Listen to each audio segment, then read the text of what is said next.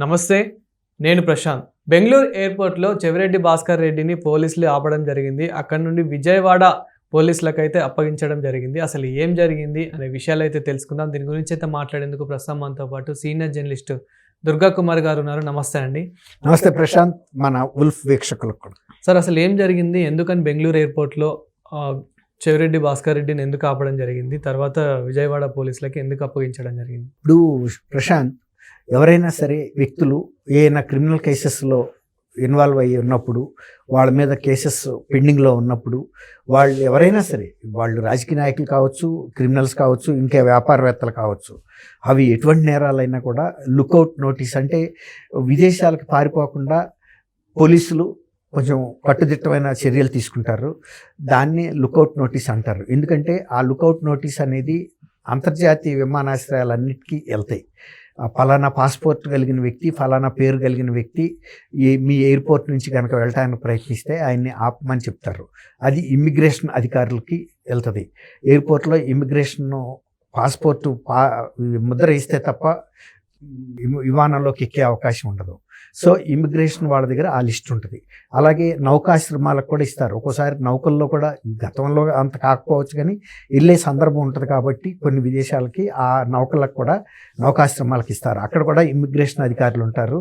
ఎవరైతే ఎవరు వెళ్ళదలుచుకున్నారో వాళ్ళ పాస్పోర్ట్ అక్కడికి వెళ్ళాలి. ఫస్ట్ వెళ్ళినప్పుడు వాళ్ళ నంబర్ కొట్టగానే కంప్యూటర్లో బ్లాక్డ్ పేరు ఉంటుంది, ఇతని మీద లుకౌట్ నోటీస్ ఉందని. లుకౌట్ నోటీస్ ఉందని తెలియగానే వెంటనే వాళ్ళు పోలీసులకి అప్పచెబుతారు. అక్కడ ఏ పోలీసులు ఇచ్చారు, ఇప్పుడు సపోజ్ అమరావతి విజయవాడ పోలీసులు ఇస్తే విజయవాడ పోలీసులకి ఇన్ఫార్మ్ చేస్తారు. మీరు ఇచ్చిన లుకౌట్ నోటీస్లో ఫలానా వ్యక్తి ఇక్కడ బెంగళూరులో ఫ్లైట్ ఎక్కడానికి వచ్చారు, మేము ఆయన్ని అరెస్ట్ చేశాము, వచ్చి మీరు తీసుకెళ్ళండి అని చెప్తారు. వాళ్ళు అప్పుడు పీటీ వారెంట్ ప్రొడ్యూస్ చేసి తీసుకురావడం అనేది ఒక ప్రొసీజర్గా జరుగుతుంది. ఇప్పుడు చెవిరెడ్డి భాస్కర్ రెడ్డి గతంలో వాళ్ళ అబ్బాయి మోహిత్ రెడ్డి కూడా ఒకసారి ఐ థింక్ బెంగళూరు నుంచి అనుకుంటా, అతను కూడా విదేశాలకు వెళ్ళడానికి ప్రయత్నించినప్పుడు ఈ లుకౌట్ నోటీస్ ద్వారా అతను కూడా ఆపారు. ఇప్పుడు చెవిరెడ్డి భాస్కర్ రెడ్డి మీద అనేకమైనటువంటి కేసుల్లో ఉన్నాయి. ఆయన మీద భూ కబ్జా కేసెస్ ఉన్నాయి, మళ్ళీ లిక్కర్ కేసెస్ ఉన్నాయి, ఇంకా అనేక రకాలైనటువంటి మొన్న పోలీసుల మీద కూడా చాలా వాగ్వివాదానికి దిగాడు. ఇక్కడ పొదిలిలో అనుకుంటాను, పొదిలిలో పోలీసుల మీద. ఇప్పుడు జగన్మోహన్ రెడ్డి గారు పోలీసుల మీద తిరగబడండి, వాళ్ళని కొట్టండి, బట్టలు వడదీయండి అని చెప్తుంటే దాంతో రెచ్చిపోయిన అంబటి రాంబాబు కానీ, ఈయన కానీ, విడదల రజనీ కానీ, ఎవరైనా పేరున్నా అని ఎవరైనా వీళ్ళు పోలీసులు లక్ష్యంగా పెట్టుకుని వాళ్ళ మీద దూసుకుని వెళ్ళిపోతున్నారు. అది కరెక్ట్ కాదు. ఏదన్నా వాళ్ళు కూడా గతంలో మంత్రులుగా పనిచేశారు, నేను చెప్పిన దాదాపు అందరూ కూడా. అలాంటప్పుడు వీళ్ళు ఒక బాధ్యతతో వ్యవహరించాలి తప్ప పోలీసుల మీదకి వెళ్ళిపోయి పోలీసుల్ని వాళ్ళ టోపీ ఎగరగొట్టడం, బట్టలు చించేస్తేనో హీరోయిజం అని ప్రజలు అనుకోరు. ఇప్పుడు జగన్మోహన్ రెడ్డి గారు మొన్న తెనాలి వెళ్ళి ఒక నేరస్తుల్ని బలపరచడం ద్వారా ఆయన పరపతి తగ్గింది కానీ పెరగలేదు. అట్లాగే సజ్జల రామకృష్ణారెడ్డి మొన్న అమరావతి మహిళల్ని విపరీతమైన అసభ్య పదజాలంతో దూషించడం వలన ఈవెన్ 2029లో కూడా ఈ పార్టీకి ఓటు వేయకూడదనే నిర్ణయానికి వచ్చారు. ఆయన తిట్టింది అమరావతి మహిళలను అనుకున్నాడు, కానీ రాష్ట్ర మహిళల్లో వాళ్ళు కూడా ఒక అంతర్భాగమే. సజ్జల రామకృష్ణారెడ్డి గారు మొన్న ఈ మధ్య అమరావతి మహిళల్ని ఉద్దేశించి చాలా అసభ్యమైన పదజాలంతోనూ అభ్యంతరకరమైన పదజాలంతోనూ దూషించాడు. వాళ్ళని సంకరజాతి మహిళలని కూడా అన్నాడు. సంకరజాతి మహిళలు అని అంటామంటే అది వాళ్ళని అన్నట్టు కాదు, ఆంధ్రప్రదేశ్ ప్రజలు మొత్తాన్ని అన్నట్టు. ప్రజల మనోభావాలు రాష్ట్ర వ్యాప్తంగా దెబ్బతున్నాయి. వీళ్ళకి గతంలో ఇంత ఘోర ఓటమి సవి చూపించినా కూడా వీళ్ళకి ఇంకా బుద్ధి రాలేదు, చాలా మదంతో మాట్లాడుతున్నారు అనేది. కృష్ణరాజు అనే వ్యక్తి, అతను ఒక పెయిడ్ పర్సన్గా వాళ్ళ ఛానల్లో మాట్లాడాడు. ఇతను ఒక బాధ్యత గల నాయకుడు అనుకుంటూనే అలా మాట్లాడాడు. సంకరజాతి మహిళలు అయితే వాళ్ళ పూర్వీకుల నుంచి వచ్చిన భూములు, వాళ్ళ బిడ్డలకి ఇవ్వాల్సిన భూములు, వాళ్ళు అనుభవించాల్సిన భూముల్ని అమరావతి రాజధానికి ఇవ్వరు. రాష్ట్రం బాగుపడాలి, ప్రజలకి ఉపయోగపడాలి, అందరం బాగుండాలని ఇచ్చారు. సంకరజాతి మనుషులు ఎవరంటే ప్రభుత్వ భూముల్ని, ఇరిగేషన్ భూముల్ని, అటవీ భూముల్ని, రెవెన్యూ భూముల్ని ఆక్రమించుకునే వ్యక్తుల్ని సంకరజాతి అన్నమాట.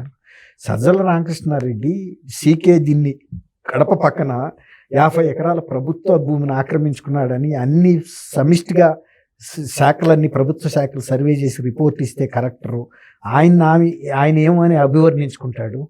ఆయన ఒక తల్లిదండ్రికి పుట్టిన బిడ్డ అని చెప్పుకోగలుగుతాడా? అలాంటి పనులు చేస్తారా?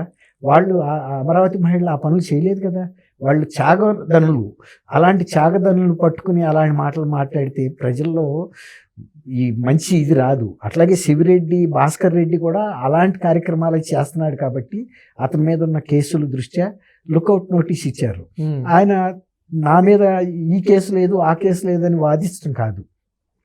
ఏ కుంభకోణంలో శివిరెడ్డి భాస్కర్ రెడ్డి పేరు లేదు. ఆయన కూడా జగన్మోహన్ రెడ్డికి ఉన్న కోటరీలో విజయసాయి రెడ్డి చెప్పాడు కదా, ఆయన ఉన్న కోటరీ మనుషులు ఎవరిని బయట వాళ్ళని ఆయన కలవనివ్వటం లేదు, బయట జరుగుతున్న వాస్తవాలను ఆయనకు తెలియజేయనివ్వటం లేదు, వీళ్ళే కంట్రోల్ చేస్తున్నారు, వాళ్ళకి ఇష్టమైన వాళ్ళు మాత్రమే జగన్మోహన్ రెడ్డిని కల్పిస్తున్నారంటే అందులో చెవిరెడ్డి కూడా ఒకడు. ఇప్పుడు పెద్దిరెడ్డి రామచంద్రారెడ్డి ఎంత సంపాదించాడో తిరుపతిలో చెవిరెడ్డి భాస్కర్ రెడ్డి అంతకన్నా ఎక్కువ సంపాదించాడు. ఆయనకి ఉన్న అధికారాన్ని ఉపయోగించి భూ కబ్జాలకు పాల్పడ్డాడు. తర్వాత అబ్కారీ అది లిక్కర్ కుంభకోణంలో ఉన్నాడు, శాండ్ ఏది లేడు అన్నిట్లో ఉన్నాడు. కాబట్టి ఇలాంటి కేసులున్న ఏ వ్యక్తి అయినా ఏ పార్టీకి సంబంధించిన వ్యక్తులైనా లుకౌట్ నోటీస్ వెళ్ళినప్పుడు ఆగాల్సి వస్తుంది. అంతేగాని ఎయిర్పోర్టుల్లో పోలీసులతోనో లేకపోతే ఇమిగ్రేషన్ అధికారులతోనో మొన్న పొన్నూరులో లాగా వాదనలు చేస్తే వాళ్ళేం వినరు, తీసి పక్కన కూర్చోబెడతారు. లేదంటే ఎయిర్పోర్ట్లో ఉన్న ఒక లాకప్ రూమ్ లాంటి దాంట్లో తీసుకెళ్ళి కూర్చోబెట్టి ఆ పోలీసులకు అప్పచెప్పడం వాళ్ళ విత్ తప్ప వాదించాల్సిన అవసరం వాళ్ళకి లేదు.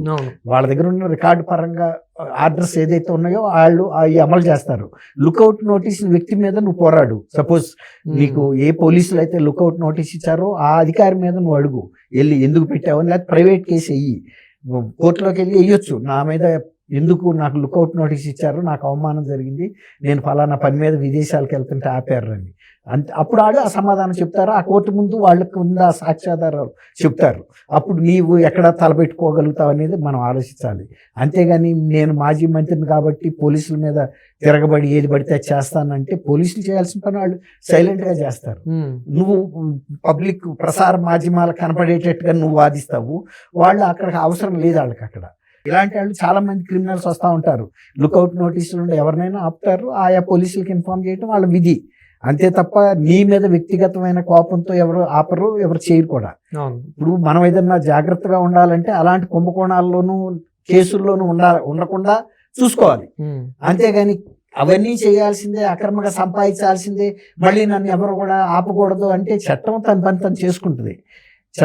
లా హ్యాజ్ ఎ లాంగ్ ఆర్మ్ అని నువ్వు తిరుపతిలో నేరం చేసినా బెంగళూరులో ఆపగలుగుతుంది, బొంబాయి ఎయిర్పోర్ట్కి కూడా వెళ్ళగలుగుతుంది చట్టం.